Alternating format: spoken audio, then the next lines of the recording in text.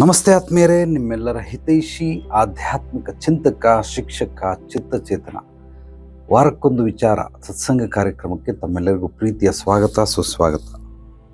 ಸ್ನೇಹಿತರೆ, ಇಂದಿನ ವಿಷಯ ಶೇರ್ ಮಾರ್ಕೆಟ್. ಈ ಶೇರ್ ಮಾರ್ಕೆಟ್ ಬಗ್ಗೆ ಸಾಕಷ್ಟು ಪ್ರಶ್ನೆಗಳು ಬರ್ತವೆ. ನನ್ನ ಒಂದು ಅನುಭವದಲ್ಲಿ ಸುಮಾರು 100+ ಕೇಸ್ಗಳು ಬಂದಿದೆ. 100 ಮೇಲ್ಪಟ್ಟು ಈ ಶೇರ್ ಮಾರ್ಕೆಟಲ್ಲಿ ಏನದು ಕೇಸುಗಳು ಅಂದರೆ, ಕಳ್ಕೊಂಡಿರೋರು 1 ಕೋಟಿ, 10 ಕೋಟಿ, 100 ಕೋಟಿ ಮೇಲೆ ಕಳ್ಕೊಂಡಿರೋರು ಬಂದಿದ್ದಾರೆ. ಪೂರ್ತಿ ನುಣ್ಣಗೆ ಬರ್ಬಾದಾಗಿ. ನನಗೊಂದು ಆಸೆ, ಯಾರಾದರೂ ಒಬ್ಬರು ಈ ಥರ ಕಳ್ಕೊಂಡಿದ್ದೆ ಮತ್ತೆ ತಿರ್ಗಾ ಅದರಿಂದ ಪಡ್ಕೊಂಡಿದ್ದೀನಿ ಅಂತ ಹೇಳ್ತಾರೆ ಅಂತ ಒಬ್ಬರೇ ಒಬ್ಬರು ಹುಡುಕ್ತಾ ಇದ್ದೀನಿ. ಕಳ್ಕೊಂಡಿರೋರು, ನೇರವಾಗಿ ದುಡ್ಡು ಪಡ್ಕೊಂಡಿರೋರಲ್ಲ, ಕಳ್ಕೊಂಡು ಮತ್ತೆ ನಾನು ಅದನ್ನು ಪಡ್ಕೊಂಡೆ ಅನ್ನೋರು ಯಾರಾದರೂ ಸಿಗ್ತಾರೆ ಅಂತ ಕಾಯ್ಕೊಂಡಿದ್ದೀನಿ. ಇದ್ರ ಜೊತೆಗೆ ಸಾಕಷ್ಟು ಕೇಸುಗಳೆಲ್ಲ ಬರ್ತವೆ. ಬಟ್ ಮೂಲವಾಗಿ ಈ ಶೇರ್ ಮಾರ್ಕೆಟ್ ಕೆಲವೊಂದು ವಿಚಾರಗಳನ್ನು ನಿಮಗೆ ಸ್ಪಷ್ಟವಾಗಿ ತಿಳಿಸ್ಬಿಡ್ತೀನಿ. ಈ ಶೇರ್ ಮಾರ್ಕೆಟಲ್ಲಿ ಟ್ರೇಡಿಂಗ್ ಅಂತಾರೆ, ಅಂದರೆ ಡೈಲಿ, ಅಂದರೆ ನಿಮಿಷಗಟ್ಟಲಲ್ಲಿ ತಗೊಳ್ಳೋದು, ಸೇಲ್ ಮಾಡೋದು, ಗಂಟೆಗಟ್ಟಲಲ್ಲಿ ತಗೊಳ್ಳೋದು, ಸೇಲ್ ಮಾಡೋದು, ದಿನಗಳಲ್ಲಿ ತಗೊಳ್ಳೋದು, ಸೇಲ್ ಮಾಡೋದು, ಅದೇ ಥರ ವಾರ, ತಿಂಗಳು, ವರ್ಷ, ಲಾಂಗ್ ಟರ್ಮಲ್ಲಿ ಯಾರಾದರೂ ಇನ್ವೆಸ್ಟ್ಮೆಂಟ್ ಮಾಡೋಂಗಿದ್ರೆ ಏನು ತೊಂದರೆ ಇಲ್ಲ, ಅದು ಅದ್ಭುತವಾಗಿ ಮಾಡ್ತಾರೆ. ಬಟ್ ಡೈಲಿ ಟ್ರೇಡಿಂಗ್ ಮಾಡ್ತಾರಲ್ಲ, ಇವರು ಹೆಚ್ಚು ಜನ ಇರ್ತಾರೆ. ಪಡ್ಕೊಂಡಿರೋರು ಇದ್ದಾರೆ, ಇಲ್ಲ ಅಂತಿಲ್ಲ, ಕಳ್ಕೊಂಡಿರೋರು ಇದ್ದಾರೆ. ಇಲ್ಲಿ ಕೆಲವರು ಬರ್ತಾರೆ, ನಂದೊಂದು ಅಧ್ಯಯನ ಕೇವಲ ಬೇರ್ ಬಗ್ಗೆ ಇರುತ್ತೆ ಹೊರತು ಮರದ ಬಗ್ಗೆ ನಾನು ಅಷ್ಟು ಅಧ್ಯಯನ ಮಾಡೋಕ್ಕೆ ಹೋಗೋದಿಲ್ಲ. ಮರದ ರಿಸಲ್ಟ್ ಏನು ಬರ್ತದೆ, ಅದು ನೆಗೆಟಿವ್ ಇದೆಯಾ, ಪಾಸಿಟಿವ್ ಇದೆಯಾ? ನೆಗೆಟಿವ್ ಇದ್ದರೆ ಆ ನೆಗೆಟಿವ್ ರಿಸಲ್ಟ್ ಯಾಕೆ ಬಂತು ಅನ್ನೋದನ್ನು ಬೇರ್ ಮೂಲಕ ನಾನು ನೋಡ್ತೀನಿ ಹೊರತು ಮರದಲ್ಲಿ ಏನು ರಿಪೇರಿ ಮಾಡೋವಂಥ ಕೆಲಸಗಳಿಲ್ಲ. ಒಂದು ಗಾಡಿ ಅಂದ್ಕೊಳ್ಳಿ, ಆ ಗಾಡಿ ನಿಮಗೆ ಕೆಟ್ಟೋಗ್ತಾ ಇದೆ ಅಂತಂದರೆ ಮೇಲ್ಗಡೆ ನೀವು ಏನೇ ಮಾಡಿದ್ರೂ, ಒರೆಸಿದ್ರೆ, ತೊಳೆದ್ರೆ ಗಾಡಿ ಸರೋಗೋದಿಲ್ಲ. ಬ್ಯಾನೆಟ್ ತೆಗೆದು ಇಂಜಿನ್ ನೋಡಬೇಕು, ಇಂಜಿನಲ್ಲಿ ಏನು ಪ್ರಾಬ್ಲಮ್ ಆಗಿದೆ ಅಂತ ಕಾರು. ಸೊ ನಿಮ್ಮ 2 ವೀಲರ್ ಓಡ್ತಾ ಇಲ್ಲ, ಅದು ಒಳಗಡೆ ರಿಪೇರಿ ಆಗಿರುತ್ತೆ ಹೊರತು ಬೇರಲ್ಲಿ ರಿಪೇರಿ ಮಾಡಬೇಕೆ ಹೊರತು ಸ್ಥೂಲವಾಗಿ ಮೇಲ್ಗಡೆ ರಿಪೇರಿ ಮಾಡೋದ್ರಿಂದ ಏನು ಪ್ರಯೋಜನ ಇಲ್ಲ. ಇದನ್ನೇ ಇದೇ ರೀತಿಯೇ ಪ್ರತಿಯೊಂದು ಸಮಸ್ಯೆಗೂ ಮೂಲ ಇರೋದೇ ಬೇರಲ್ಲಿ. ಇದು ಚೆನ್ನಾಗಿ ತಿಳ್ಕೊಂಬಿಡಿ. ನಂದು ಏನು ಕೆಲಸ ಅಂದರೆ, ನಂದಂತಲ್ಲ, ಪ್ರತಿಯೊಬ್ಬ ಗುರುಗಳ ಕೆಲಸ, ಮೂಲ ಕೆಲಸ ಏನು ಅಂತಂದರೆ, ಗುರುಗಳದ್ದು ಏನು ಕೆಲಸ, ಏನು ಮಾಡಬೇಕು ಅಂದರೆ ಈ 3 ತ್ರಿಶಕ್ತಿಗಳನ್ನು ಅವ್ರಿಗೆ ಹೇಳ್ಕೊಡ್ಬೇಕು. ಅವ್ರಿಗೆ ಇದನ್ನು ಕಲಿಸ್ಕೊಡ್ಬೇಕು. ಏನನ್ನು ಮಾಡಬಾರ್ದು, ಏನು ಮಾಡಬೇಕು, ಹೇಗೆ ಮಾಡಬೇಕು ಅನ್ನೋದು ಪ್ರತಿಯೊಬ್ಬ ಗುರುಗಳು ಹೇಳ್ಕೊಡೋಂಥ ಕೆಲಸ. ಜನಗಳಿಗೇನು ಅಂದರೆ, ಏನು ಮಾಡಬೇಕು ಅನ್ನೋದನ್ನು ಮಾತ್ರ ಮಾಡ್ಕೊಂಡು ಹೋಗ್ತಾ ಇರ್ತಾರೆ.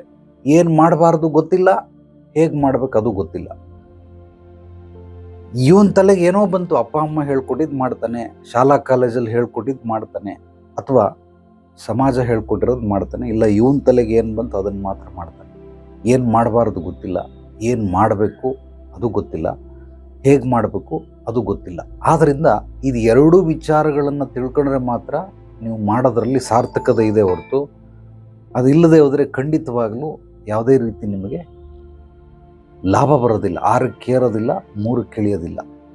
ಟ್ರೇಡಿಂಗ್ ತಪ್ಪಾ ಸರಿನಾ, ನಾನು ಅದ್ರ ಬಗ್ಗೆ ದಯವಿಟ್ಟು ಮಾತಾಡ್ತಾ ಇಲ್ಲ. ಯಾರು ಅದನ್ನು ತಪ್ಪು ಸರಿ ಅಂತ ನಾನು ಅದ್ರ ಬಗ್ಗೆ ಮಾತಾಡ್ತಾ ಇಲ್ಲ. ಅದರದ ತಿರುಳು ಸತ್ವ ಅಂದರೆ ಬೇರಲ್ಲಿರುತ್ತೆ, ಮಹತ್ವ ಅಂದರೆ ಮರದಲ್ಲಿರುತ್ತೆ. ಇದ್ರ ಬಗ್ಗೆ ನಾನು ಹೇಳೋದಕ್ಕೆ ನಿಮಗೆ ಇಚ್ಛೆ ಪಡ್ತೀನಿ. ಒಬ್ಬರು ಇಬ್ಬರು ಕತೆ ಇಲ್ಲ, ಪಾಪ ಸಾಕಷ್ಟು ಜನ ಕಳ್ಕೊಂಡವರು. ಇಲ್ಲಿ ಸುಮಾರು ಜನ ಬರ್ತಾರೆ, ಹೆಂಗೆ ಅದಕ್ಕೆ ಅಡಿಕ್ಟ್ ಆಗಿಬಿಟ್ಟಿರ್ತಾರೆ ಅಂತಂದರೆ, ಅವನದು ಎಷ್ಟು ವಿಲ್ ಪವರ್ ಇರುತ್ತೆ, ಎಷ್ಟು ಕಾನ್ಫಿಡೆಂಟ್ ಇರುತ್ತೆ ಅಂದರೆ, ಓವರ್ ಕಾನ್ಫಿಡೆನ್ಸ್. ನಾನು ಇಲ್ಲೇ ಕಳ್ಕೊಂಡಿರೋದು, ಇಲ್ಲೇ ಹುಡುಕ್ತೀನಿ, ನನಗೆ ಬೇರೆ ಎಲ್ಲೋ ಅವಶ್ಯಕತೆ ಇಲ್ಲ, ಇಲ್ಲಿ ಕಳ್ಕೊಂಡಿದ್ದೀನಿ, ಇಲ್ಲಿ ಹುಡುಕ್ತೀನಿ. ಹೇಗಪ್ಪ ಹುಡುಕ್ತೀಯಾ? ನಾನು ಅವನಿಗೆ ಎಷ್ಟೇ ಬೇರಿನ ಬಗ್ಗೆ ಸತ್ವಗಳನ್ನು ಹೇಳ್ತಾ ಇದ್ರು ಕೂಡ, ಕೆಲವೊಂದು ಮರದ ಮಹತ್ವಗಳು ಹೇಳ್ತಾ ಇದ್ರು ಕೂಡ ಅವನಿಗೆ ಅದ್ರ ಬಗ್ಗೆ ಗಮನ ಇಲ್ಲ. ವಾದ ಮಾಡ್ತಾನೆ, ನನಗದನ್ನು ಟ್ರೇಡಿಂಗ್ನ ಕಲಿಸ್ಕೊಡೋದಕ್ಕೆ ಪ್ರಯತ್ನ ಪಡ್ತಾನೆ. ನಾನೇನೋ ಮಾಡಿಬಿಡ್ತೀನಿ, ಗೆದ್ದು ಬಿಡ್ತೀನಿ ಅಂತ. ಒಂದು ಉದಾಹರಣೆಗೆ ಹೇಳ್ತೀನಿ.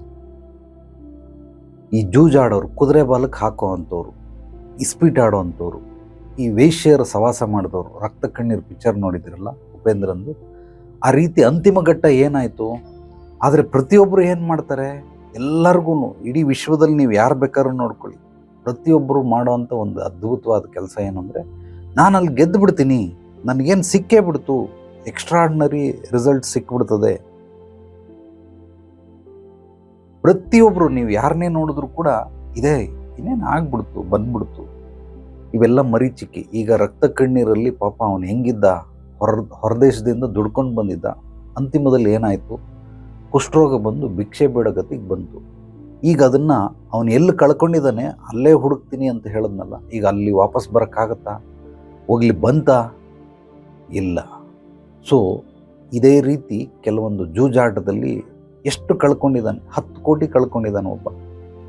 ಯಾವುದೋ ಒಂದು ನಾನು ಮತ್ತೆ ಅಲ್ಲೇ ದುಡಿತೀನಿ ಅಂತ ಅಂದ್ಬಿಟ್ಟು ಯಾವುದೋ ಒಂದು 50-60 ಲಕ್ಷ ಬಂದ್ಬಿಡ್ತು, 1.5 ಕೋಟಿ ಬಂದ್ಬಿಡ್ತು. ಫುಲ್ ಖುಷಿ ಆಗ್ಬಿಟ್ಟ. ನೋಡ್ದಾ, ನಾನು ನಿನಗೆ ಹೇಳಿದ್ದೆ ತಾನೇ, ನಾನು ಇಲ್ಲೇ ಕಳ್ಕೊಂಡಿದ್ದ ಜಾಗದಲ್ಲೇ ಹುಡುಕ್ತೀನಿ, ಅಲ್ಲೇ ಸಿಗ್ತದೆ ನನಗೆ, ಅಲ್ಲೇ ಹುಡುಕಬೇಕು ಅಂತ ಅಂದ್ಬಿಟ್ಟು.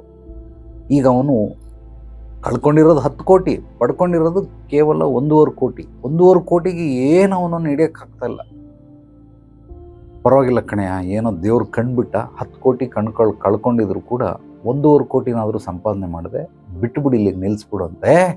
ನಿಲ್ಲಿಸಿದ್ರೆ ನಾನು ದಡ್ಡ ಆಗ್ಬಿಡ್ತೀನಿ, ನಿಲ್ಸಕ್ಕೆ ಸಾಧ್ಯವೇ ಇಲ್ಲ.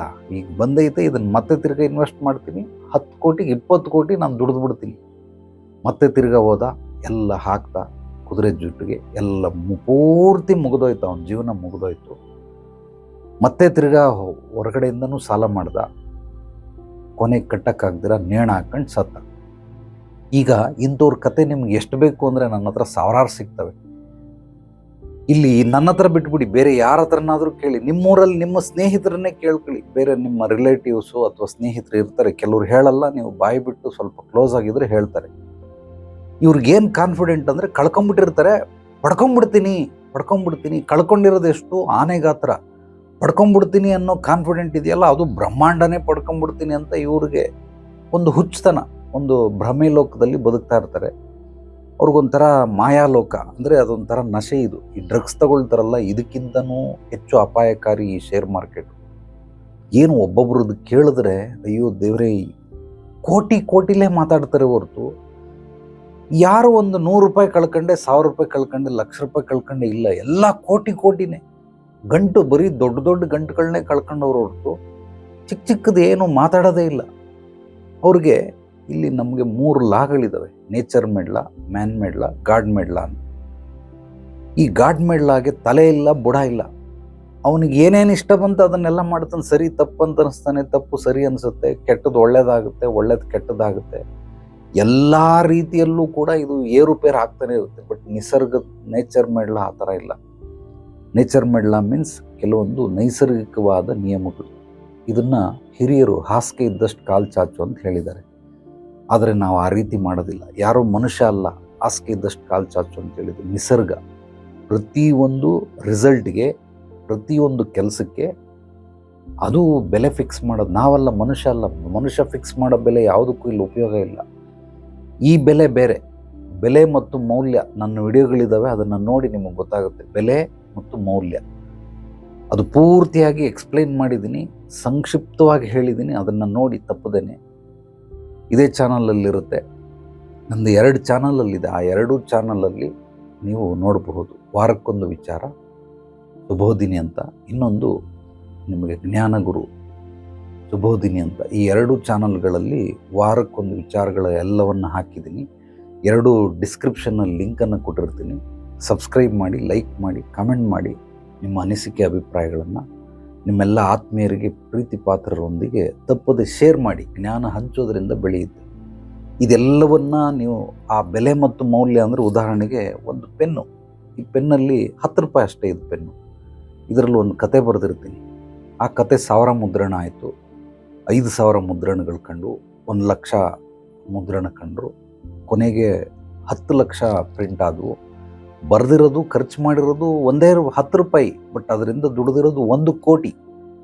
ಇದು ಬೆಲೆ ಮತ್ತು ಮೌಲ್ಯಕ್ಕಿರುವಂತಹ ತಾಕತ್ತು. ಅದೇ ರೀತಿ ಯಾವನೋ ಇದರಲ್ಲಿ ಯಾರೋ ಒಬ್ಬ ಮಿನಿಸ್ಟ್ರ್ ಬಗ್ಗೆ ಏನೋ ಕೆಟ್ಟದಾಗಿ ಬರೆದ್ಬಿಟ್ಟ. ಅದನ್ನು ತಗೊಂಡೋಗಿ ಅವನ್ನ ಜೈಲಿಗೆ ಹಾಕಿದ್ರು. ಅವನ ಮೇಲೆ FIR ಆಯಿತು, ಕೇಸ್ ಆಯಿತು. ಕೊನೆಗೆ ಅವನಿಗೆ ಜೀವಾವಧಿ ಶಿಕ್ಷೆ ವಹಿಸುವಂಥ ಹಂತಕ್ಕೆ ಬಂದ್ಬಿಡ್ತದು ಕೇಸು.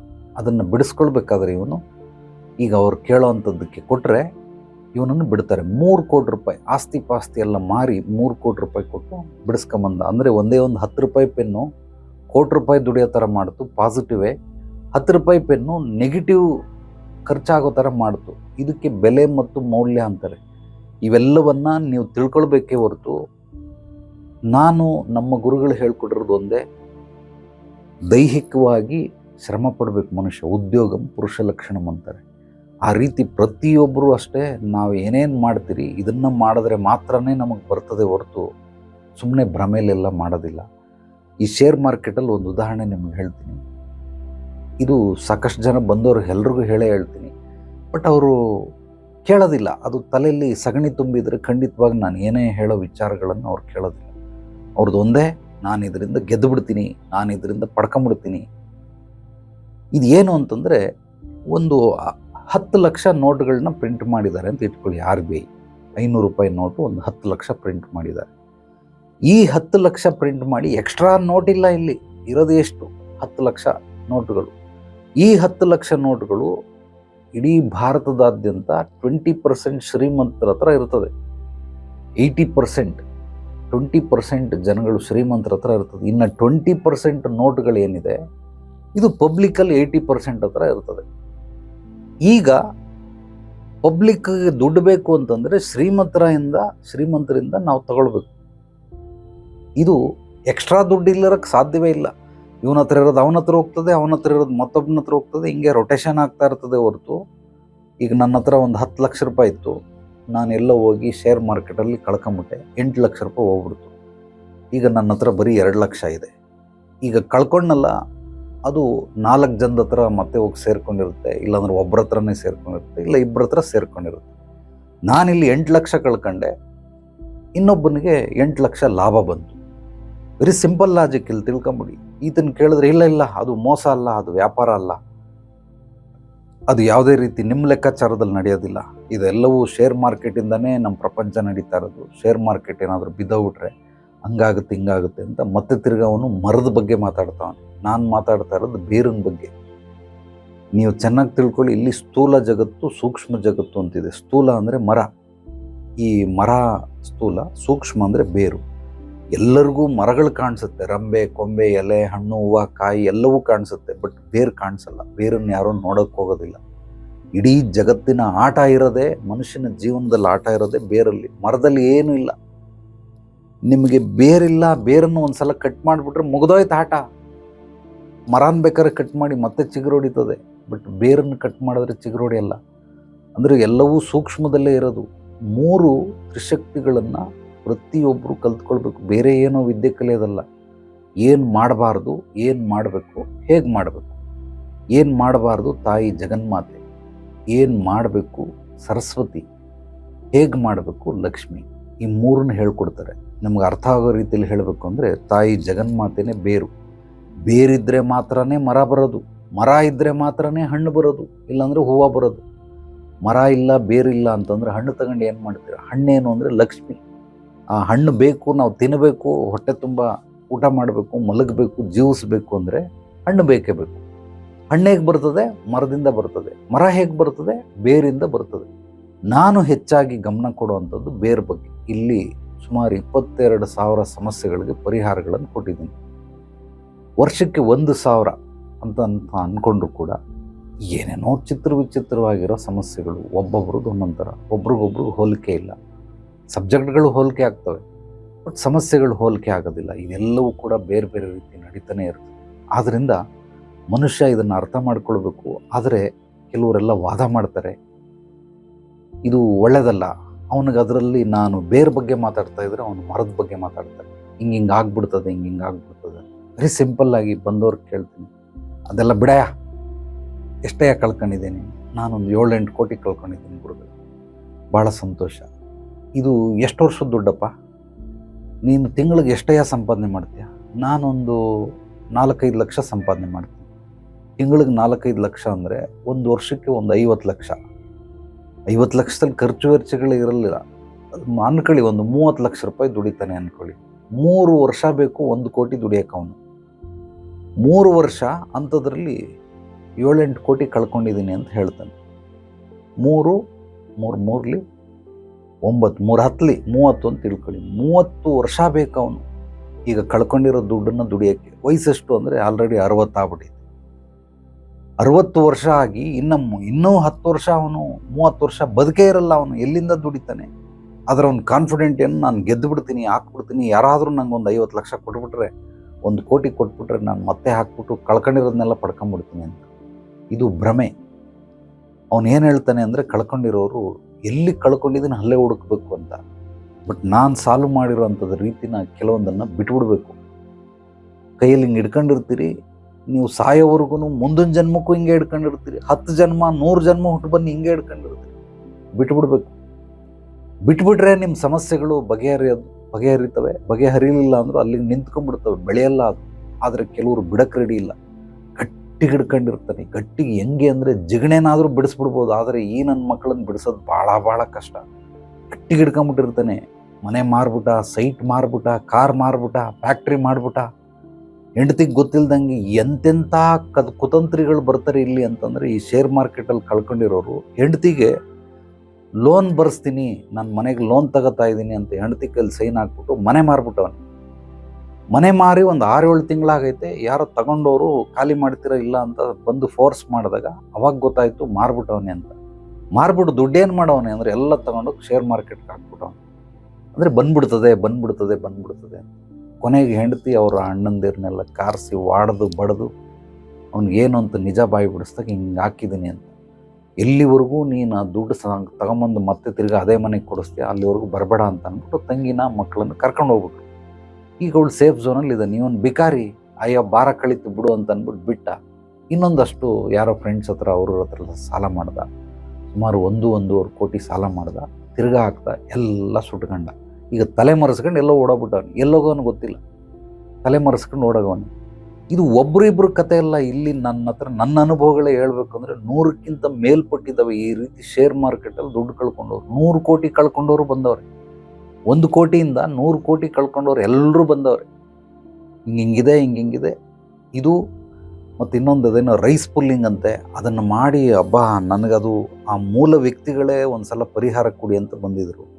ಇದು ಏನೋ ನಿಧಿ ಸಿಕ್ಕುತ್ತೆ, ಅದು ಸ್ಟಾರ್ ಫಿಶ್ ಆಮೆ ಬರ್ತದೆ, ಇದಕ್ಕೆಲ್ಲ ಹಾಕಿ ಬೇಜಾನ್ ಜನ ಕಳ್ಕೊಂಡವ್ರು. ಒಬ್ಬರು ಇಬ್ಬರಲ್ಲ, ಸುಮಾರು ಜನ. ಇದಕ್ಕೆಲ್ಲ ಈ ಜೂಜು ಕುದುರೆ ಇದೆಲ್ಲ ಬಿಟ್ಬಿಟ್ಟು ಮನುಷ್ಯ ಅವನಿಗೆ ಏನೋ ಒಂದು ಸ್ಕಿಲ್ ಇರುತ್ತೆ, ಏನೋ ಒಂದು ಟ್ಯಾಲೆಂಟ್ ಇರುತ್ತೆ. ಎರಡೇ ಇರೋದು ಬಿಸ್ನೆಸ್ಸಲ್ಲಿ, ಒಂದು ಪ್ರಾಡಕ್ಟ್ ಸೇಲ್ ಮಾಡೋದು, ಇನ್ನೊಂದು ಸರ್ವಿಸ್. ಈ ಎರಡರಲ್ಲಿ ಯಾವುದೋ ಒಬ್ಬ ಮನುಷ್ಯ ಅದರಲ್ಲಾದರೂ ಇರ್ತಾನೆ, ಇಲ್ಲ ಇದರಲ್ಲಾದರೂ ಇರ್ತಾನೆ. 50-50 ಅನ್ಕೊಳ್ಳಿ. ಕೆಲವರು 50 ಪ್ರಾಡಕ್ಟ್ಗಳನ್ನ ಸೇಲ್ ಮಾಡ್ತಾರೆ, ಇನ್ನೊಬ್ಬರು ಸರ್ವಿಸ್ ಕೊಡ್ತಾರೆ. ಈಗ ನಂದು ಕೂಡ ಸರ್ವಿಸಲ್ಲಿದ್ದೀನಿ. ಸೊ ಸೇವೆಗಳು, ಈ ಲಾಯರು, ಡಾಕ್ಟ್ರು, ನನ್ನಂಥವ್ರು, ಗುರೂಜಿಗಳು, ಇವರೆಲ್ಲ ಯಾರಿದ್ದಾರೆ, ಇವರೆಲ್ಲ ಸೇವೆಗಳು ಮಾಡ್ತಾರೆ. ಅಂದರೆ ಸರ್ವಿಸ್ ಕೊಡ್ತಾರೆ. ಇವರೇನು ಮಾರೋದಿಲ್ಲ, ಆದರೆ ಇವರು ಸರ್ವಿಸ್ ಕೊಡೋದಕ್ಕೆ ಚಾರ್ಜ್ ಮಾಡ್ತಾರೆ. ಆ ರೀತಿ ಯಾವುದೋ ಒಂದು ವೃತ್ತಿಯಲ್ಲಿ ನಿಮ್ಮನ್ನು ನೀವು ತೊಡಗಿಸ್ಕೊಂಡು ಆ ವ್ಯಾಪಾರನ ಅಭಿವೃದ್ಧಿ ಸಮೃದ್ಧಿಗೊಳಿಸ್ಬೇಕೇ ಹೊರತು ಇದು ಬಿಟ್ಬಿಟ್ಟು ಇದೆಲ್ಲ ಆಟ ಆಡ್ಕೊಂಡಿರೋದ್ರಿಂದ ಏನೂ ಪ್ರಯೋಜನ ಇಲ್ಲ. ಅವ್ನು ಕೇಳ್ತಾನೆ ಇದನ್ನೆಲ್ಲ ಬಿಟ್ಬಿಡೆಯಾ ಅಂದರೆ ಯಾಕೆ ಬಿಡಬೇಕು? ಈಗ ಬೇರೆ ಎಷ್ಟೊಂದು ಜನ ಮಾಡ್ತಾರೋ ಅವರೆಲ್ಲ ಮಾಡ್ತಾ ಇಲ್ವಾ ಅಂತ. ಮಾಡ್ತಾವ್ರ ಕಣೆಯ. 100 ಜನದಲ್ಲಿ 20 ಜನ ಗೆಲ್ತಾರೆ, 80 ಜನ ಸೋಲ್ತಾರೆ. ಈ ಸೋತಿರೋ ದುಡ್ಡೇ ಗೆಲ್ಲೋರ ಹತ್ರ ಹೋಗೋದು. ಅದಕ್ಕೆ ಇದೆಲ್ಲ ಬಿಸ್ನೆಸ್ ಅಲ್ಲ, ಮಾಡಬೇಡ, ಬಿಟ್ಬಿಡೋದು. ಆಯಿತು, ಆ 20% ನಾನೇ, ಆ 80% ನೀವು ಅಂತ ನೀವು ಹೆಂಗೆ ಹೇಳ್ತೀರಾ ನನಗೆ? ಆ 20% ನಾನೇನೆ. ಸೊ ಖಂಡಿತವಾಗ್ಲೂ ನಾನು ಮಾಡ್ತೀನಿ, ಹೋಗ್ತೀನಿ. ಇಂಥವ್ರಿಗೆ ಏನು ಹೇಳ್ತೀರಾ? ತೊಂದರೆ ಇಲ್ಲ. ನಾನು ಇದುವರೆಗೂ ಎಲ್ಲರಿಗೂ ಹೇಳೋದೇನೆಂದರೆ, ಅದು ಏನೋ ಮಾಡಯ್ಯ, ಪರವಾಗಿಲ್ಲ, ನಿಂದು ಏನು ಬೇಕದು ತೊಂದರೆ ಇಲ್ಲ, ಮಾಡು. ಇನ್ನೊಂದು 10 ಲಕ್ಷ ಸಾಲ ಮಾಡು, 20 ಲಕ್ಷ ಸಾಲ ಮಾಡಿಬಿಟ್ಟು ನೀನು ಯಾವಾಗ ಅದರಿಂದ ಪಡ್ಕೊಂಡೆ, ಅಂದರೆ ಎಷ್ಟು ಕಳ್ಕೊಂಡಿದೀಯ ಅಷ್ಟನ್ನು ಯಾವಾಗ ಪಡ್ಕೊಂಡೆ ಅವಾಗ ಬಾ, ನಾನೇ ನಿನಗೆ ಕಾಲಿಗೆ ದೀರ್ಘದಂಡ ನಮಸ್ಕಾರ ಮಾಡ್ಬಿಡ್ತೀನಿ, ಆಶೀರ್ವಾದ ಮಾಡುವಂತೆ. ಕಳ್ಕೊಂಡಿದ್ದನ್ನು ಮತ್ತೆ ಪಡ್ಕೊಂಡಲ್ಲ, ಅದಕ್ಕೋಸ್ಕರ ಬಾ ಒಂದ್ಸಲ ನಾನು ಆಶೀರ್ವಾದ ಮಾಡ್ಬಿಡ್ತೀನಿ, ನಿನ್ನ ಕಾಲು ಕೆಳಗಡೆ ನುಗ್ಗಿಬಿಡ್ತೀನಿ ನಾನು ಅಂತ ಹೇಳಿದ್ದೆ. ಬಟ್ ಇದುವರೆಗೂ ಯಾರೂ ಒಬ್ಬರು ಬಂದಿಲ್ಲ. ಇನ್ನೂ ಕಳ್ಕೊತಾವನೆ. ಒಬ್ಬ ಮುಠಾಳ ಯಾವನೋ ಬಂದಿದ್ದ, ಆಲ್ರೆಡಿ 3-4 ಕೋಟಿ ಕಳ್ಕೊಂಬಿಟ್ಟವನೆ, ಬೀದಿಗೆ ಬಂದ್ಬಿಟ್ಟವನೆ. ಏನೂ ಇಲ್ಲ, ಬರೀ ಒಳಗೆಲ್ಲ ಉಳುಕು ಹೊರಗೆಲ್ಲ ತಳುಕು ಅಂತಾರಲ್ಲ, ಆ ರೀತಿ ತಳುಕನ ಜೀವನ ಮಾಡ್ತಾವನೆ. ಇಷ್ಟು ಮಾಡಿ ಬಿಟ್ಬಿಡ, ನಿನ್ನ ಮೂಲ ಕೆಲಸ ನೋಡು ಅಂತಂದರೆ ಮತ್ತೆ ತಿರ್ಗಾ ತಗೊಂಬಂದು ಇದಕ್ಕೆ ಸುರಿದು ತಿರ್ಗಾ ಜೀವನವನ್ನು ಹಾಳು ಮಾಡ್ಕೊಂಡು ಎಲ್ಲಿ ಬೈತೀನೋ ಅಂತ ಅಂದ್ಬಿಟ್ಟು ಅವನು ಬಂದೇ ಇಲ್ಲ. ಅವನಷ್ಟೇ ಬಂದ ಹೋದ.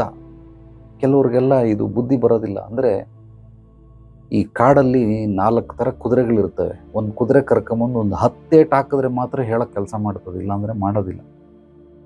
ಇನ್ನೊಂದು ಕುದುರೆ ಇರ್ತದೆ, ಎರಡೇ ಏಟು ಬಲಿಷ್ಠವಾಗಿರೋ ಏಟು ಕೊಟ್ಟರೆ ಸಾಕು, ಅದು ಹೇಳೋ ಮಾತು ಕೇಳ್ತದೆ, ಕೆಲಸ ಮಾಡ್ತದೆ.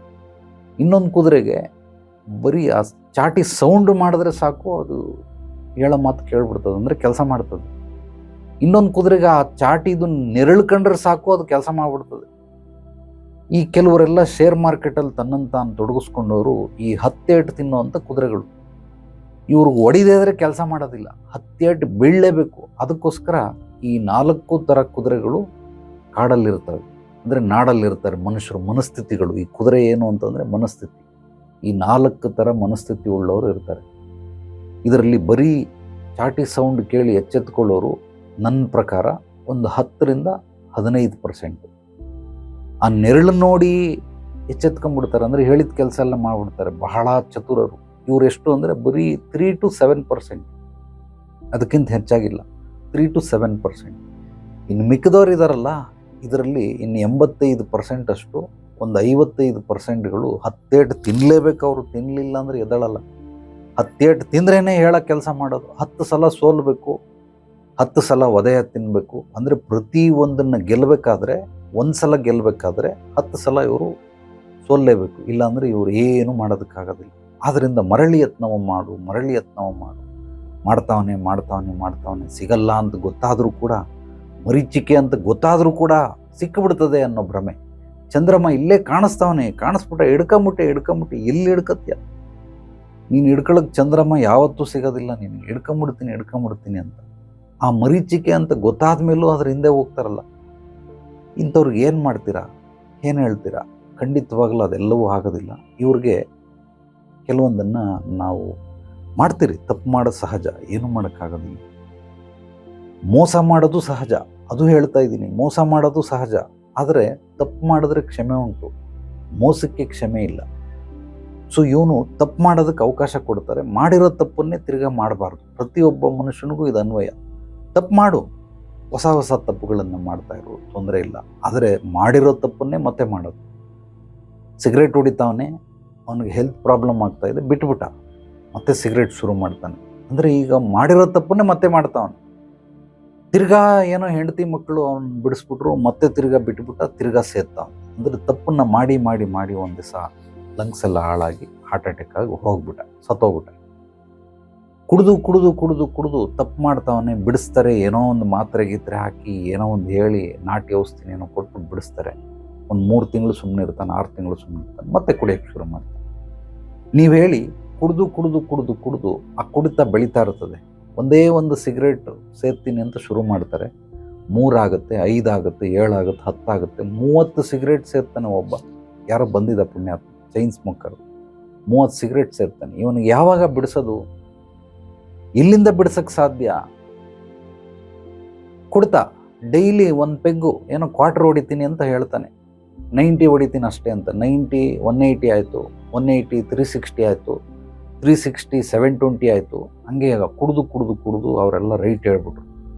ಅಂದರೆ ಇದರಲ್ಲೂ ಅಷ್ಟೇ ದುಡ್ಡು ಕಳ್ಕೊಂಡವ್ರೆ ಹೆಚ್ಚಾಗಿ ಹೊರತು, ನನ್ನ ಹತ್ರ ಯಾರೇ ಬಂದ್ರೂ ನಾನು ಹೇಳ್ಕೊಡೋದು ನಿಸರ್ಗ ಸೂತ್ರಗಳನ್ನು, ಫಾರ್ಮುಲಾ, ನೇಚರ್ ಫಾರ್ಮುಲಾ. ಏನನ್ನು ಮಾಡಬಾರ್ದು, ಏನು ಮಾಡಬೇಕು, ಹೇಗೆ ಮಾಡಬೇಕು. ಈ 20 30 50 ಪ್ರಿನ್ಸಿಪಲ್, ಎಕ್ಸ್ಟ್ರಾರ್ಡಿನರಿ ಪ್ರಿನ್ಸಿಪಲ್ ಇದು. ಅಂದರೆ ಗೋಲ್ಡನ್ ರೇಷಿಯೋ.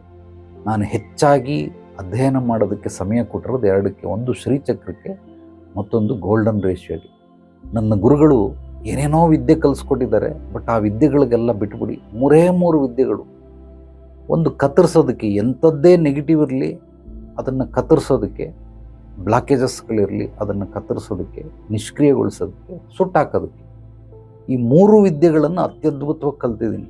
ನಾನು ಏನೇ ಹೇಳಿದ್ರು ಕೂಡ ನೇಚರ್ ಮೇಡ್ ಲಾನೇ ಹೇಳ್ಕೊಡ್ತೀನಿ ಹೊರತು ಮ್ಯಾನ್ ಮೇಡ್ ಲಾ ಯಾರಿಗೂ ಹೇಳ್ಕೊಡಲ್ಲ. ಇದರಲ್ಲಿ ತಲೆ ಇಲ್ಲ, ಬುಡ ಇಲ್ಲ, ಮಾಡಿ ಏನು ಪ್ರಯೋಜನ? ನಾನು ಎಲ್ಲರಿಗೂ ಹೇಳೋದು ಒಂದೇ, you want to play the game, you know the rule. ಏನನ್ನೇ ಆಟ ಆಡಬೇಕಾದ್ರೆ ಮೊದಲು ಆಟದ ನಿಯಮಗಳನ್ನು ತಿಳ್ಕೊಳ್ಳಿ. ಇವನು ಹೇಳ್ತಾವನೆ 8 ಕೋಟಿ ಕಳ್ಕೊಂಡವನು, ನಾನು ಮಾಡಿಬಿಡ್ತೀನಿ, ಪಡ್ಕೊಂಬಿಡ್ತೀನಿ, ಗ್ಯಾರಂಟಿ ಹೇಳ್ತೀನಿ. ಎಷ್ಟು ದಿವಸ ಬೇಕಾ ನೀನು 8 ಕೋಟಿ ವಾಪಸ್ ತರೋಕ್ಕೆ? ಒಂದು 3 ವರ್ಷ ಬೇಕು. ಆಯಿತು, 3 ವರ್ಷ ಬಿಟ್ಕೊಂಡು ಬಾ. 3 ವರ್ಷ ಆದಮೇಲೆ ನನಗೆ ಬಂದು ಸಿಹಿ ಸುದ್ದಿ ಕೊಡು, ನಾನು ಏನು ಕಳ್ಕೊಂಡ್ನೋ ಅದನ್ನು ಮತ್ತೆ ಪಡ್ಕೊಂಡೆ 8 ಕೋಟಿ ಅನ್ನೋದನ್ನು ಕಳ್ಕೊಂಬ ಅಂತ. ಅವನು ಅನ್ಕೊಂಬಿಟ್ಟವನೇ ನಾನು ಪಡ್ಕೊಂಬಿಡ್ತೀನಿ ಅಂತ. 3 ವರ್ಷ ಆದಮೇಲೆ ಬರ್ತಾನೆ. ಏನು ಬರ್ತಾನೆ ಅಂದರೆ, ಮನೆ ಐತೆ, ಮನೆ ಮಾರ್ಕೊಂಡಿರ್ತಾನೆ, ಇಲ್ಲ ಏನಾದರೂ ಕಿಡ್ನಿ ಮಾರ್ಕೊಂಡಿರ್ತಾನೆ, ದೇಹದ ಯಾವುದೋ ಅವಯವಗಳನ್ನು ಮಾರ್ತಾನೆ. ಅವನು ಚೆನ್ನಾಗಿಲ್ಲ ಅಂದರೆ ಹೆಂಡ್ತಿದಾದ್ರೂ ಮಾರ್ತಾನೆ, ಹೆಂಡ್ತಿ ಚೆನ್ನಾಗಿಲ್ಲ ಅಂದರೆ ಮಗಳನ್ನಾದ್ರೂ ಮಾರ್ಬಿಡ್ತಾನೆ. ಹೆಂಗ ಒಟ್ಟಿನಲ್ಲಿ ಇದೊಂಥರ ಚಟ. ಆ ಚಟಕ್ಕೆ ಯಾರೋ ಒಬ್ಬರು ಕುಟುಂಬದಲ್ಲಿ ಬಲಿ ಆಗೇ ಆಗ್ತಾರೆ. ಇಲ್ಲಿ ಅಷ್ಟು ಸುಲಭವಾಗಿ ಮನುಷ್ಯನಿಗೆ ಏನೂ ದಕ್ಕೋದಿಲ್ಲ. ದಕ್ಕಿಸ್ಕೊಳ್ಬೇಕು ಅಂದರೆ ಒಂದೇ ಒಂದು ನಿಯಮ ಚೆನ್ನಾಗಿ ತಿಳ್ಕೊಂಬಿಡಿ. ಯಾರೇ ಏನೇನು ದುಡಿತಾ ಇದ್ದೀರಾ, ನಿಮ್ಗೆ ಏನೇನು ಬೇಕು ಎಲ್ಲವನ್ನ ದಕ್ಸೋದಕ್ಕೆ ಒಂದೇ ನಿಯಮ. ಏನಂದರೆ ಅದಕ್ಕೆ ಬೆವರು ಇಳಿಸಿರ್ಬೇಕು, ರಕ್ತ ಬಸ್ತಿರಬೇಕು. ಅದು ನೈಸರ್ಗಿಕವಾಗಿ, ಅಂದರೆ ನ್ಯಾಚುರಲ್ ವೇ, ಪ್ರಾಕೃತಿಕವಾಗಿ ನೀವೇನಾದರೂ ಬೆವರರಿಸಿದ್ರೆ, ರಕ್ತ ಬಸ್ತಿದ್ರೆ ಖಂಡಿತವಾಗ್ಲೂ ಅದರಿಂದ ಫಲಿತಾಂಶ ಕೊಟ್ಟೆ ಕೊಡ್ತದೆ.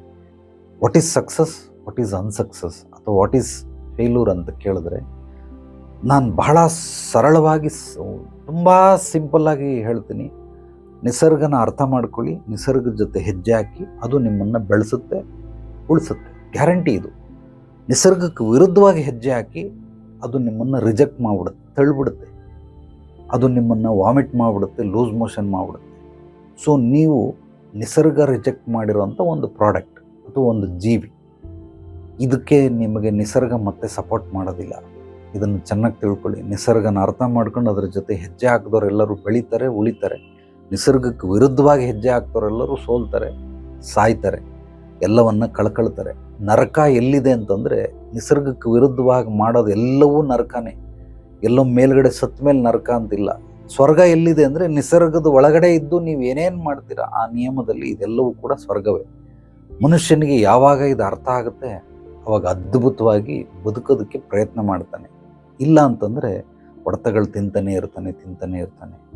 ಎಷ್ಟು ತುಂಬ ಚೆನ್ನಾಗಿದೆ ನಿಸರ್ಗದ ಒಂದು ವಾಣಿ, ನಿಸರ್ಗದ ಒಂದು ಸೂತ್ರಗಳು, ನಿಸರ್ಗದ ರಹಸ್ಯ, ತಂತ್ರಗಳು, ಯುಕ್ತಿಗಳು. ಅಬ್ಬಾಬಾ, ಅದನ್ನು ಕರೆಕ್ಟಾಗಿ ಫಾಲೋ ಮಾಡಿದ್ರೆ ಎಲ್ಲರೂ ಕೂಡ ಶ್ರೀಮಂತರೇ. ಎಲ್ಲರೂ ಕೂಡ ಏನನ್ನು ಅವನು ಜೀವನದಲ್ಲಿ ಬಯಸ್ತಾ ಇದ್ದಾನೆ ಎಲ್ಲವೂ ಕೂಡ ಸಿಗೋದಕ್ಕೆ ಒಂದು ಲೆಕ್ಕಾಚಾರ ಅಂತಿದೆ. ಇವತ್ತು ಮದುವೆ ಆಗಿ ನಾಳೆನೇ ನನಗೆ ಮಕ್ಕಳು ಬೇಕು, ಸಾಧ್ಯವೇ ಇಲ್ಲ.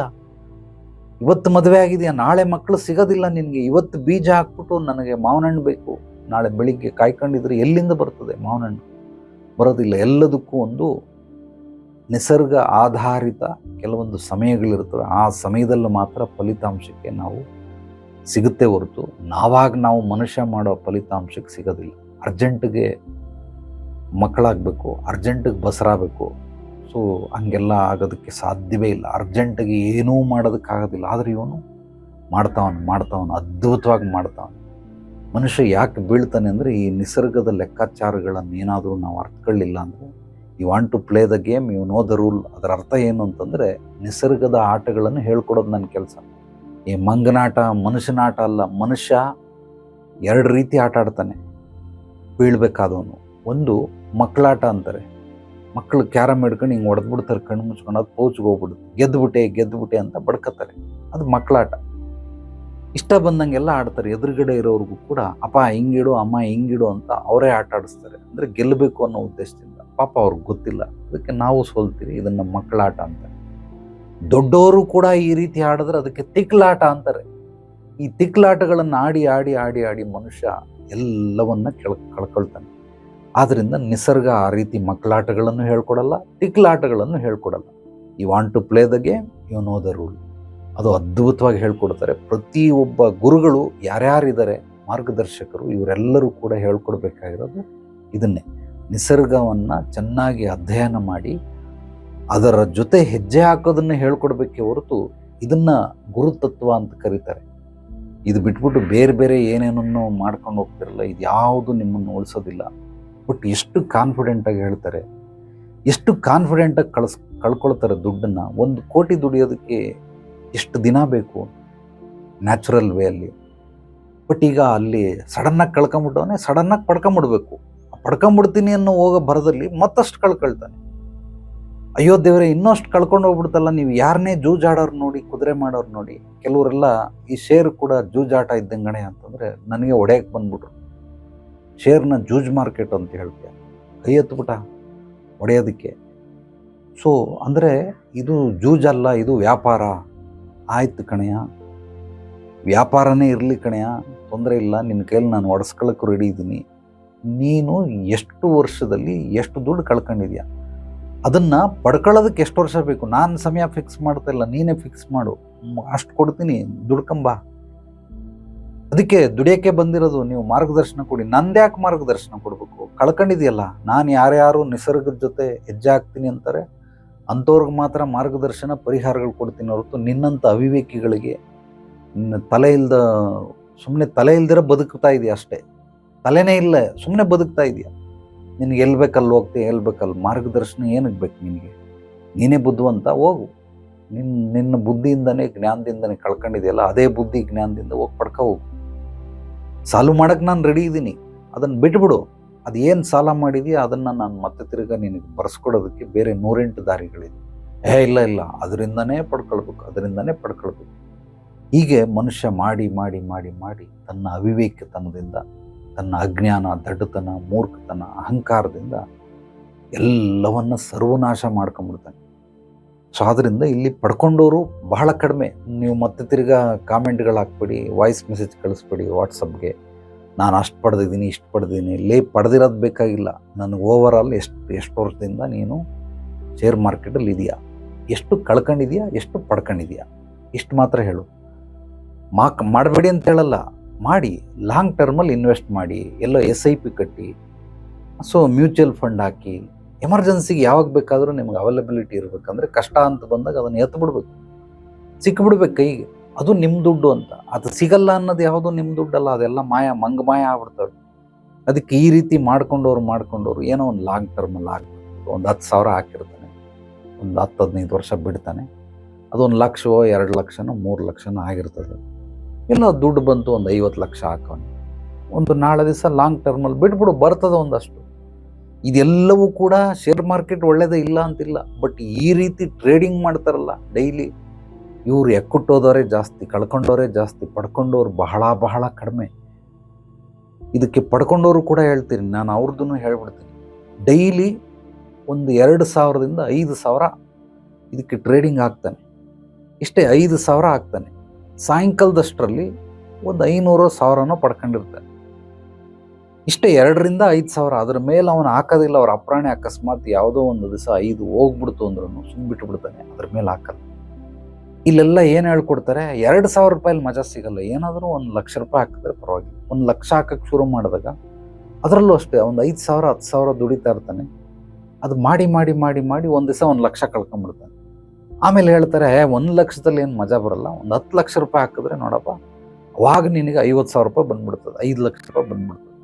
10 ಲಕ್ಷ ರೂಪಾಯಿ ಎಲ್ಲೋ ಅರೇಂಜ್ ಮಾಡ್ತಾನೆ, ಹಾಕ್ತಾನೆ.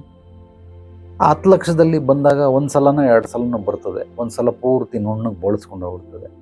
10 ಲಕ್ಷದಲ್ಲೆಲ್ಲ ಮಜಾ ಇಲ್ಲ, ಇದೇನಿದ್ರು ಕೋಟಿಗಳೆಲ್ಲ ಹಾಕಿದ್ರೆ ನಿನಗೆ ಮಜಾ. ಹಂಗಾಗಿ ಕೋಟಿಗಳಲ್ಲಿ 50 ಲಕ್ಷ, 1 ಕೋಟಿ ಈ ಥರದ್ದು ಹಾಕಕ್ಕೆ ಶುರು ಮಾಡ್ತಾನೆ. ಎಲ್ಲ ಕಳ್ಕೊಳ್ತಾನೆ. ಒಂದು ದಿವಸ ಅವನು ಕಳ್ಕೊಂಡಿದ್ದೀನಿ ಅಂತ ಗೊತ್ತಾಗೋದು ಯಾವಾಗ ಅಂತಂದರೆ, ಮನುಷ್ಯ ಕೆಸರಲ್ಲಿ ಮುಳುಗ್ತಾ ಇರ್ತಾನೆ. ಕಷ್ಟಗಳು ಹೆಂಗೆ ಬರ್ತವೆ, ಕಷ್ಟಗಳು, ಸಮಸ್ಯೆಗಳು, ತೊಂದರೆಗಳು, ಅಡೆತಡೆಗಳು, ಕುಂದುಕೊರತೆಗಳು, ಲೋಪದೋಷಗಳು ಇವೆಲ್ಲ ಹೆಂಗೆ ಬರ್ತವೆ ಅಂದರೆ, ಕೆಸರಲ್ಲಿ ಮುಳುಗ್ತಾವನೆ. ಬಟ್ ಕೈ ಹಿಡ್ಕೊಂಬಿಟ್ಟವನು ಹಿಂಗೆ ನೋಡಿ, ನಾನು ಹೆಂಗೆ ಲಿಫ್ಟಲ್ಲಿ ಹೋಗ್ತಾ ಇದ್ದೀನಿ ಅಂತ ಹಿಂಗೆ ದಿಮಾಕ್ ಮೀಸೆ ತಿರುಗಿಸ್ಕೊಂಡು ಕೊಂಬರ್ಸ್ಕೊಂಡು ಮುಳುಗ್ತಾವನೆ. ಅವನಿಗದು ಫೀಲು, ನಾನು ಲಿಫ್ಟಲ್ಲಿ ಇಳಿತಾ ಇದ್ದೀನಿ ಅಂತ ಫೀಲು. ಎಲ್ಲಿವರೆಗೂ ಇಳಿತಾನೆ ಅಂದರೆ, ಇನ್ನೇನು ಮೂಗಕ್ಕೆ ಬಂತು, ಉಸಿರು ಕಟ್ತಾ ಇರ್ತದೆ, ಇವಾಗ ಬಡ್ಕೊಳಕ್ಕೆ ಶುರು ಮಾಡ್ತಾನೆ, ಲಬ ಲಬ ಲಬ ಅಂತ. ಅಯ್ಯೋ ದೇವರೇ ಕಾಪಾಡ್ರಪ್ಪ, ಯಾರಾದರೂ ಇದ್ದರೆ ಕಾಪಾಡಿ ಅಂತ. ಅವಾಗ ಬರಲ್ಲ. ಅವಾಗ ಯಾವ ಗುರುಗಳು ನೆನಪಿಗೆ ಬರಲ್ಲ, ಯಾರ್ಯಾರು ಮಾರ್ಗದರ್ಶಕರು ಇರ್ತಾರೆ, ಅಡ್ವೈಸರ್ ಇರ್ತಾರೆ, ಇವ್ರು ನೆನಪಿಗೆ ಬರಲ್ಲ. ಮುಳುಗ್ಬಿಟ್ಟು ಇನ್ನೇನು ಇಲ್ಲಿಗೆ ಬಂದ್ಬಿಡ್ತದಲ್ಲ, ಅವಾಗ ಬಡ್ಕೊಳಕ್ಕೆ ಶುರು ಮಾಡ್ತಾರೆ, ಕಾಪಾಡಿ ಅಂತ. ಎಲ್ಲಿಂದ ಕಾಪಾಡೋದು? ಪೂರ್ತಿ ಒಳಗೆ ಎಳೆದೋಗ್ಬಿಟ್ಟವನೇ. ಈಗ ಶಕ್ತಿ ಮೀರಿ ಮೇಲೆತ್ತಕ್ಕೆ 2-3 ಜನ ಬೇಕು, ಒಬ್ರ ಕೈಲಾಗಲ್ಲ. 2-3 ಜನ ಇದ್ದರೆ ಮೇಲೆತ್ತೋದಕ್ಕೆ ಸಹಾಯಕ್ಕೆ ಬರ್ತದೆ. ಒಂದು ಚೆನ್ನಾಗಿ ಹೇಳ್ತೀನಿ ಕೇಳ್ಕೊಳ್ಳಿ, ರಹಸ್ಯ, ನಿಸರ್ಗ ಸೂತ್ರಗಳು. ಸಮಸ್ಯೆ ಎಷ್ಟಿರುತ್ತೋ ಅದಕ್ಕಿಂತ 3 ಪಟ್ಟು ಪರಿಹಾರಗಳಿದ್ದರೆ ಮಾತ್ರನೇ ಸಮಸ್ಯೆ ಬಗೆಹರಿಯುತ್ತೆ ಹೊರತು, 1ಕ್ಕೆ 1 ಪಟ್ಟಿದ್ರೆ ಖಂಡಿತವಾಗಲಾಗಲ್ಲ. 1ಕ್ಕೆ 2 ಪಟ್ಟು ಇದ್ದರೂ ಆಗಲ್ಲ. ನಾನು ಇದನ್ನು ಚೆನ್ನಾಗಿ ಎಕ್ಸ್ಪೆರಿಮೆಂಟ್ ಮಾಡಿ ನೋಡ್ಬಿಟ್ಟಿದ್ದೆ. ಇಲ್ಲಿ ನನ್ನ ಅನುಭವಗಳು ಬೇಜಾನ್ ಸಿಕ್ಕಾಬಟ್ಟೆ ಇದೆ. ನನ್ನ ಅನುಭವಕ್ಕಿಂತನೂ ಅತ್ಯದ್ಭುತವಾಗಿರೋ ಅನುಭವಗಳು ಇಲ್ಲಿ ಬರ್ತಾರಲ್ಲ ಕ್ಲೈಂಟ್ಗಳು, ಇವ್ರದಂತೂ ದೇವರೇ ಕೇಳಿದ್ರೆ ಒಂದೊಂದು ಸಿನಿಮಾ ಮಾಡ್ಬೋದು ಅಂದರೆ ಈಗ ನಾನು 2,000 ಸಿನಿಮಾಗಳನ್ನು ಮಾಡ್ಬೋದು, 22,000 ಸಿನಿಮಾಗಳನ್ನು ಮಾಡ್ಬೋದು. ಅಷ್ಟು ಸ್ಟೋರಿಗಳಿದೆ. ಏನು ಒಂದು ಸ್ಟೋರಿನ, 2 ಸ್ಟೋರಿನ, 22,000 ಸ್ಟೋರಿಗಳಿದ್ದಾವೆ. ಒಬ್ಬೊಬ್ರದ್ದು ಒಂದೊಂಥರ ವಿಚಿತ್ರವಾಗಿರುವಂಥದ್ದು. ಸೊ ಇದನ್ನು ನೀವು ಮನುಷ್ಯ ಮುಳುಗ್ತಾವನಿಗೆ ಗೊತ್ತೇ ಆಗಲ್ಲ. ಅಹಂಕಾರ, ದುರಹಂಕಾರ, ಅಜ್ಞಾನ, ದಡ್ಡತನ, ಮೂರ್ಖತನ, ಅವಿವೇಕಿತನ. ಸೊ ಇದೆಲ್ಲವೂ ಅವಿವೇಕಿ ಅವನು. ಆದ್ದರಿಂದ ನಿಧಾನಕ್ಕೆ ಮುಳುಗ್ತಾನೆ. ಅದ್ರ ಬದಲು ಅದ್ಭುತವಾಗಿ ಯಾವುದಾದ್ರೂ ಬಿಸ್ನೆಸ್ ಮಾಡಿ, ಎಲ್ಲ ಹೋಗಿ ಏನೋ ಮಾಡ್ತೀನಿ, ಈ ಥರ ಶೇರ್ ಮಾರ್ಕೆಟ್ಗೆ ಹಾಕ್ತೀನಿ. ಯಾರೋ ಒಬ್ಬ ಶ್ರೀಮಂತನೇ, ಹೆಸರು ಹೇಳೋದಿಲ್ಲ, ನನ್ನ ಹೆಸರು ಯಾರ್ದು ಹೇಳೋದಿಲ್ಲ, ಒಬ್ಬ ಶ್ರೀಮಂತ ಮಗ, 25 ವರ್ಷ ಅವನಿಗೆ ವಯಸ್ಸು. ಅಪ್ಪ ಅಮ್ಮನಿಗೆ ಜಗಳ ಮಾಡಿ ಅವ್ರ ಹತ್ರ ಒಂದು 3 ಕೋಟಿ ರೂಪಾಯಿ ಹಾಕಿ ಅದನ್ನು ತಗೊಂಡು ಬಂದು ನನ್ನ ಹತ್ರ ಬಂದ. ಗುರುಜಿ, ಹಿಂಗೆ ನಾನು ಶೇರ್ ಮಾರ್ಕೆಟ್ಗೆ, ನೋಡಪ್ಪ ಬಿಟ್ಬಿಡಯ್ಯ, ಅದನ್ನು ತಗೊಂಡೋಗಿ 3 ಕೋಟಿ ರೂಪಾಯಿ ಆರಾಮಾಗಿ ಬ್ಯಾಂಕಲ್ಲಿ ಇಟ್ಬಿಡು, ಏನೋ ಒಂದು 50,000 ಬರ್ತದೆ ತಿಂಗಳಿಗೆ, 1.5 ಲಕ್ಷ ಬರ್ತದೆ, ರಾಜನ್ ಥರ ಬದುಕ್ಬೋದು, ಹಿಂಗೆ ಮಾಡು, ಇದು ಬೆಸ್ಟ್. ಇದು 3 ಕೋಟಿ ಇಸ್ಕೊ ಅಪ್ಪನ ಹತ್ರ, 1.5 ಲಕ್ಷ ಇಸ್ಕೊ. ನಮ್ಮ ಅಪ್ಪನೇ ಪಾಕೆಟ್ ಮನಿನೇ ನಂಗೆ 2 ಲಕ್ಷ ಕೊಡ್ತಾರೆ, ನಾನು ತಗೊಂಡೋಗಿ ಅದನ್ನು ಏನಾದರೂ ಮಾಡಬೇಕು ಗುರುಜಿ. ಮಾಡಯ್ಯ, ಜಮೀನು ತಗೋ, ವ್ಯವಸಾಯ ಮಾಡು, ಇಲ್ಲ ಯಾವುದಾದ್ರೂ ಮಾಲ್ ಕಟ್ಟು, ಅಂಗಡಿಗಳಿರೋಂಥ ಅಂಗಡಿ ಒಂದು 20 ಅಂಗಡಿ ಬಾಡಿಗೆಗೆ ಬಂದರೆ ಅದ್ಭುತವಾಗಿ ಒಂದೊಂದು ಅಂಗಡಿಗೆ 50,000 ಅಂದ್ರೂ ಬೇಡ, ಒಂದು 30,000 ಅಂದ್ರೂ 6 ಲಕ್ಷ ರೂಪಾಯಿ ಬರ್ತದೆ. 3 ಕೋಟಿ ರೂಪಾಯಲ್ಲಿ ಎಕ್ಸ್ಟ್ರಾರ್ಡಿನರಿ ಒಂದು ಅಪಾರ್ಟ್ಮೆಂಟ್ ಕಟ್ಟು, ಅದನ್ನು ಬಾಡಿಗೆಗೆ ಕೊಡು, ಏನೋ ಒಂದು ಮಾಡಿ. ಇದೆಲ್ಲ ಶಾಶ್ವತವಾದ ಪರಿಹಾರ. ನಿನಗೆ ನಿರಂತರವಾಗಿ ನೀನು ಬದುಕಿರೋವರೆಗೂ ಆಯುಷ್ ಬರ್ತದೆ, ನಿನಗೆ ಆರೋಗ್ಯ ಚೆನ್ನಾಗಿರ್ತದೆ. ಇದನ್ನು ಮಾಡು. ಇಲ್ಲ ನಾನೇನೋ ನೀವು ನನಗೆ ಅಡ್ವೈಸ್ ಮಾಡ್ತೀರಾ, ಆಶೀರ್ವಾದ ಮಾಡ್ತೀರಾ ಅಂತ ಅನಿಸಿದ್ರೆ ನೀವು ಬಂದು ನನಗೆ ಬೇರೆ ಯಾವುದೋ ಮಾರ್ಗಗಳನ್ನು ಚೇಂಜ್ ಮಾಡ್ತಾಯಿದ್ರು. ಹೋದ, ಎಲ್ಲೋ ಹೈದರಾಬಾದ್ಗೆ ಹೋದ, ಅಲ್ಲೊಂದು 2-3 ವರ್ಷ ಇದ್ದ, 2-3 ತಿಂಗಳಿದ್ದ. ಅಲ್ಲಿಂದ ಆಚೆಗೆ ಎಲ್ಲೋ ಬಾಂಬೆಗೆ ಹೋದ, ಡೆಲ್ಲಿಗೆ ಹೋದ. ಒಂದು ದಿವಸ ಮಾಡ್ಕೊಂಡು ಬಂದ. ಅವ್ರ ಅಪ್ಪನ ಹೆಸರು ಹೇಳಿ ಸುಮಾರು 15 ಕೋಟಿ ಸಾಲ ಮಾಡೋನು.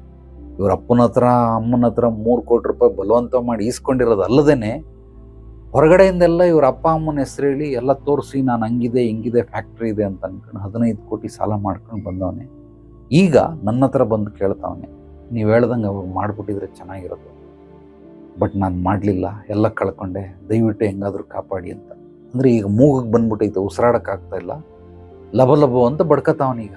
ಮನುಷ್ಯ ಎಲ್ಲನೂ ಅಷ್ಟೇ, ಕೊಳ್ಳೆ ಹೊಡೆದ್ಮೇಲೆ ಊರು ಬಾಗ್ಲಾಕೋದು, ಟ್ರೈನ್ ಹೋದ್ಮೇಲೆ ಟಿಕೆಟ್ ತಗೊಳ್ಳೋದು, ಕೆಡಕ್ಕೆ ಬಂದಾಗ ಈಗ ಬಡ್ಕೊಳ್ಳೋದು, ಲಬ ಕೆಟ್ಟ ಮೇಲೆ ಬುದ್ಧಿ ಬಂತು ಅಂತಾರೆ. ಕೆಟ್ಟ ಮೇಲೆ ಬುದ್ಧಿ ಬಂತು, ಈಗ ಬಂದು ಹೇಳ್ತಾವನೆ, ನೀವು ಮುಂಚೆ ಹೇಳ್ದಂಗೆ ಕೇಳಬೇಕಾಯ್ತು, ನಾನು ಕೇಳಲಿಲ್ಲ, ಲಾಸ್ ಮಾಡ್ಕೊಂಡೆ ಅಂತ. ನಾನು ಅದನ್ನು ಇನ್ನೊಂದು ಅಡ್ವೈಸ್ ಮಾಡಿದ್ದೆ, ನೀನು 3 ಕೋಟಿ ಯಾವತ್ತೋ ಒಂದು ದಿವಸ ಕಳಿತೀಯ, ದಯವಿಟ್ಟು ಎಲ್ಲ ಬರಿಗೈ ಆದಮೇಲೆ 0 ಆದಾಗ ಬಂದು ನನ್ನನ್ನು ಭೇಟಿ ಮಾಡು ಅಂತ. ಅವಾಗಲಾದರೂ ಬಂದಿದ್ರು ನಾನು ಅವನನ್ನು 15 ಕೋಟಿ ಸಾಲದಿಂದ ಮುಕ್ತಿ ಮಾಡ್ಬೋದಾಗಿತ್ತು, ಬಟ್ ಅವಾಗಲೂ ಬಂದಿಲ್ಲ. ಆ 3 ಕೋಟಿನ ಮತ್ತೆ ಪಡ್ಕೊಳ್ಳೋದಕ್ಕೋಸ್ಕರ 2 ಕೋಟಿ ಸಾಲ ಮಾಡ್ದ. ಆ 2 ಕೋಟಿಗೆ ಬಡ್ಡಿಗೆ ಹಾಕ್ದಿರ ಮತ್ತೆ ಇನ್ನೊಂದು 3 ಕೋಟಿ ಸಾಲ ಮಾಡ್ದ. ಆ 3 ಕೋಟಿಗೆ ಬಡ್ಡಿ ಕಟ್ಟೋಕ್ಕಾಗ್ದಿರ ಮತ್ತೆ 10 ಕೋಟಿ ಸಾಲ ಮಾಡ್ದ. 10 ಕಟ್ಟೋಕ್ಕಾಗ್ದಿರ ಸಾಲ ಬಡ್ಡಿ ಕಟ್ಟೋಕ್ಕಾಗ್ದಿರ ಇನ್ನೊಂದು 5 ಮಾಡ್ದ. 15 ಕೋಟಿ ಸಾಲ ಮಾಡ್ಕೊಂಡು ಬಂದವನು 3 ಕೋಟಿ ಕಳ್ಕೊಳ್ಳೋದ್ರ ಜೊತೆಗೆ. ಇದೆಲ್ಲವೂ ಅಷ್ಟೇ. ಎಷ್ಟು ಸುಲಭವಾಗಿದೆ ನೇಚರ್ ಲೆಕ್ಕಾಚಾರ. ಯಾರ್ಯಾರಿಗೆಲ್ಲ ನಿಮ್ಮ ಜೀವನದಲ್ಲಿ ನೀವು ಅಭಿವೃದ್ಧಿ ಸಮೃದ್ಧಿ ಗಳಿಸ್ಬೇಕು ಅಂದರೆ ಸರಿಯಾದ ವೇಯಲ್ಲಿ, ನ್ಯಾಚುರಲ್ ವೇ ಅಂದರೆ ತೋಳ್ಬಲದಿಂದ ನಾನು ನನ್ನ ಮನಸ್ಥೈರ್ಯ, ತೋಳ್ಬಲ, ಮನೋಬಲ, ಆತ್ಮಬಲ, ನನ್ನ ಆತ್ಮಬಲದಿಂದ ನಾನು ವ್ಯಾಪಾರದಲ್ಲಿ ಅಥವಾ ನನ್ನ ಸ್ಕಿಲ್ ಟ್ಯಾಲೆಂಟನ್ನು ಉಪಯೋಗಿಸಿ ನಾನು ಬೆಳಿತೀನಿ ಅನ್ನೋರಿಗೆ ನಾನು ಮಾರ್ಗದರ್ಶನ ಕೊಡ್ತೀನಿ ಹೊರತು ಇದು ಯಾವುದೋ ಶೇರ್ ಮಾರ್ಕೆಟ್ ಮಾಡ್ತೀನಿ, ಮಣ್ಣು ಮಾಡ್ತೀನಿ, ಮಸಿ ಮಾಡ್ತೀನಿ, ಅದೆಲ್ಲ ಅವಶ್ಯಕತೆ ಇಲ್ಲ. ಅದರಲ್ಲೆಲ್ಲ ಆಗೋದೂ ಇಲ್ಲ. ಬಹಳ ಕಷ್ಟ. ಇದು ನನ್ನ ಪ್ರಕಾರ, ನನ್ನ ವೈಯಕ್ತಿಕವಾಗಿ ಇದು ಜೂಜೆ. ಈ ಜೂಜು ಚೆನ್ನಾಗಿ ಅರ್ಥ ಮಾಡ್ಕೊಳ್ಳಿ. ಯಾರ್ಯಾರು ಸೋತರು ಆ ಸೋತಿರೋ ದುಡ್ಡೆಲ್ಲ ಶ್ರೀಮಂತರಿಗೆ ಹೋಗುತ್ತೆ, ಯಾರ್ಯಾರು ಗೆದ್ದರು ಅವ್ರಿಗೆ ದುಡ್ಡು ಬಂದಿರೋರಿಗೆ ಬೆಳ್ತಾ ಇರ್ತದೆ ಹೊರತು ಇಲ್ಲಿ ಕಳ್ಕೊಂಡವ್ರು ಬೇಜಾನ್ ಜನ, ಪಡ್ಕೊಂಡವ್ರು ಬಹಳ ಕಡಿಮೆ. ಇದನ್ನು ನಾನು 80-20 ಪ್ರಿನ್ಸಿಪಾಲಲ್ಲಿ ಹಾಕ್ತೀನಿ. 80 ಜನ ಕಳ್ಕೊಂಡಿರ್ತಾರೆ, 20 ಜನ ಪಡ್ಕೊಂಡಿರ್ತಾರೆ. ಶೇರ್ ಮಾರ್ಕೆಟಲ್ಲಿ ಆಗದೇ ಇದು. 80 ಜನ ಕಳ್ಕೊಂಡ್ರು, 20 ಜನ ಪಡ್ಕೊಂಡ್ರು. ಈ 20 ಜನ ಪಡ್ಕೊಳ್ಳೋದಕ್ಕೆ ಏನೇನು ಮಾಡ್ತಾವ್ರೆ, ಈ 80 ಜನ ಕಳ್ಕೊಳ್ಳೋದಕ್ಕೆ ಏನೇನು ಮಾಡಿದ್ರು, ಇದನ್ನು ಅವನು ಹೇಳ್ಕೊಡ್ತಾನೆ. ನಾನು ನಿಮಗೆ ಫ್ರೀ ಇದ್ದರೆ ಬನ್ನಿ ಗುರುಜಿ, 1 ವಾರ ಕಲಿಸ್ಕೊಟ್ಬಿಡ್ತೀನಿ ಇದನ್ನು ನಿನಗೆ ಅಂತ ಹೇಳ್ತಾನೆ. ಹೋಗಲ್ಲಿ ಮುಚ್ಕೊಂಡು, ನನ್ನ ಕೆಲಸ ನನಗೆ ಅದ್ಭುತವಾಗಿ ಗುರುಗಳು ಕಲಿಸ್ಕೊಟ್ಟಿದ್ದಾರೆ, ನಾನು ನೋಡ್ಕೊಂಡು ನಂದು ವಿದ್ಯೆ ನಾನು ಮಾಡ್ಕೊಳ್ತೀನಿ, ನಿನ್ನ ಅವಶ್ಯಕತೆ ನನಗಿಲ್ಲ. ನೀನು ಇದನ್ನೆಲ್ಲ ಬಿಟ್ಬಿಟ್ಟು ನೀನೇನು ಬಿಸ್ನೆಸ್ ಮಾಡ್ತಾ ಇದೆಯಪ್ಪ ಆ ಬಿಸ್ನೆಸ್ಸಲ್ಲಿ ನಿನಗೆ ಹೆಂಗೆ ಅಭಿವೃದ್ಧಿ ಸಮೃದ್ಧಿ ಹೊಂದೋದು ಹೇಳ್ಕೊಡ್ತೀನಿ. ಇದು ಬಿಟ್ಬಿಟ್ಟು ಬೇರೆ ಏನು ಮಾಡಬೇಡ ನೀನು. ನನಗೆ ಹೇಳ್ಕೊಡಕ್ಕೆ ಬರಬೇಡ. ನನಗೆ ಇದೆಲ್ಲ ಕಲಿಯೋಕ್ಕೆ ಆಸಕ್ತಿ ಇಲ್ಲ, ನಾನು ಕಲಿಯೋದು ಇಲ್ಲ. ಸೊ ಅಕಸ್ಮಾತ್ ನಾನು ಕೂಡ ಇನ್ವೆಸ್ಟ್ಮೆಂಟ್ ಮಾಡಿದ್ರೂ ಭವಿಷ್ಯದಲ್ಲಿ ಲಾಂಗ್ ಟರ್ಮಲ್ಲಿ ಮಾಡ್ಬೋದೇ ಹೊರತು ಈ ರೀತಿ ಎಲ್ಲ ಟ್ರೇಡಿಂಗ್ ಮಾಡಿಕೊಂಡು ಜೀವನವನ್ನು ವ್ಯರ್ಥ ಮಾಡ್ಕೊಳ್ಳೋದಿಲ್ಲ. ನನಗೆ ಅದರಲ್ಲಿ ಆಸಕ್ತಿನೇ ಇಲ್ಲ. ತೋಳ್ಬಲ, ಮನೋಬಲ, ಆತ್ಮಬಲ ಈ ಮೂರನ್ನು ಆರಾಧನೆ ಮಾಡೋದನ್ನು, ಪೂಜಿಸೋದನ್ನು, ಧ್ಯಾನಿಸೋದನ್ನು, ಈ ಮೂರಲ್ಲಿ ಯೋಗ ಕ್ರಿಯೆಗಳನ್ನು ಹೇಳ್ಕೊಟ್ಟವ್ರೆ ಗುರುಗಳು. ಅದನ್ನು ಮಾಡ್ಕೊಂಡಿರ್ತೀನಿ ಹೊರತು ನನ್ನ ಹತ್ರ ಬಂದವ್ರಿಗೂ ಅದನ್ನೇ ಹೇಳ್ಕೊಡ್ತೀನಿ ಹೊರತು ಈ ಬೇರೆ ಕುಚೇಷ್ಟೆಗಳನ್ನೆಲ್ಲ ಮಾಡುವಂಥ ಅವಶ್ಯಕತೆ ಇಲ್ಲ.